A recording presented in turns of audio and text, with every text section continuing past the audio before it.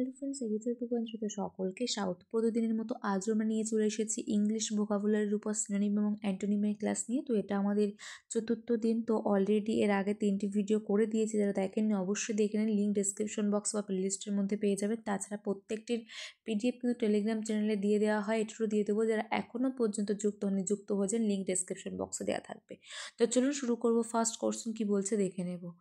তো lucid, first কি আছে লুসিড, এর অর্থ কি?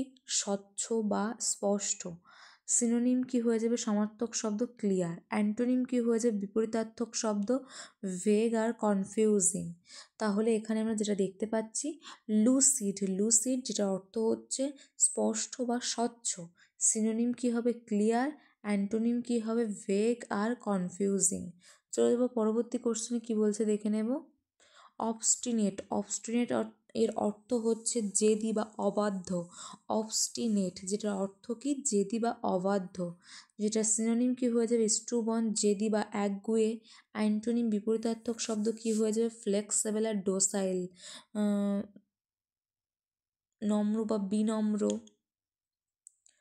ইত্যাদি। অবস্টিনেট এর অর্থ কি? জেদি বা অবাধ্য। যেটা সিনোনিম অর্থাৎ সমার্থক শব্দ স্টুবন, একগুয়ে বা জেদি। অ্যান্টোনিম হচ্ছে ফ্লেক্সিবল বা ডোসাইল। চলে যাবো পরবর্তী কোশ্চেনে কি বলছে দেখে নেব। অ্যামিয়েবল, অ্যামিয়েবল যেটা অর্থ হচ্ছে বন্ধুত্বপূর্ণ। সিনোনিম অর্থাৎ সমার্থক শব্দ হয়ে যাবে ফ্রেন্ডলি। অ্যান্টোনিম এবং বিপরীতার্থক শব্দ হয়ে যাবে হোস্টাইল অর্থাৎ শত্রুতাপূর্ণ। অ্যামিয়েবল যেটা অর্থ হচ্ছে বন্ধুত্বপূর্ণ বা মিত্রতাপূর্ণ। সিনোনিম কি হয়ে যাবে? ফ্রেন্ডলি এবং অ্যান্টোনিম হয়ে যাবে হোস্টাইল। চলে যাবো পরবর্তী কোশ্চেনে কি বলছে। বয়েস্টারাস যেটা অর্থ হচ্ছে কোলাহলপূর্ণ। বয়েস্টারাস সিনোনিম কি হয়ে যাবে? নয়েজি এবং ক্লামোরাস। নয়েজি এবং ক্লামোরাস অর্থাৎ কোলাহলপূর্ণ। অ্যান্টোনিম কি হয়ে যাবে? কাম, পিসফুল, রেস্ট্রেইনড অর্থাৎ শান্ত।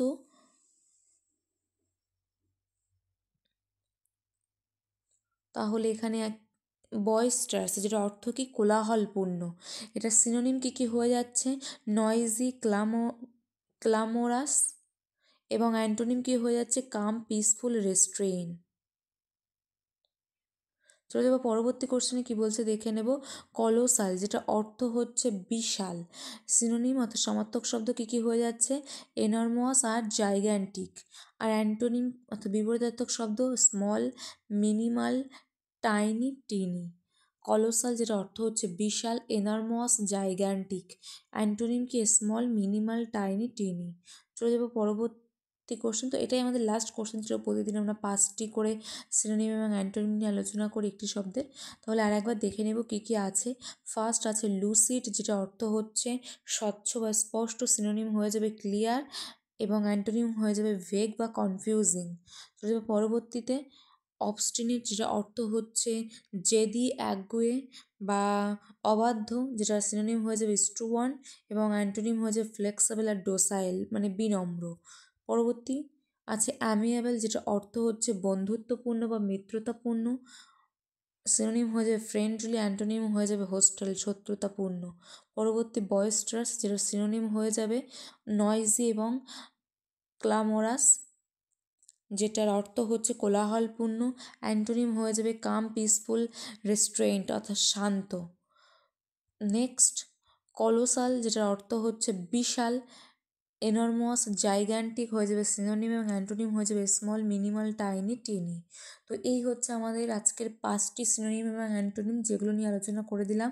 এবং প্রতিদিন সকাল 8টায় আপনারা এই সিরিজের প্রত্যেকটি ভিডিও পেয়ে যাবেন। যদি ভালো লাগে এবং চ্যানেলে নতুন হয়ে থাকেন, চ্যানেলকে অবশ্যই সাবস্ক্রাইব করে রাখবেন। আর ভালো লাগলে লাইক করবেন, বন্ধুদের মধ্যে শেয়ার করবেন।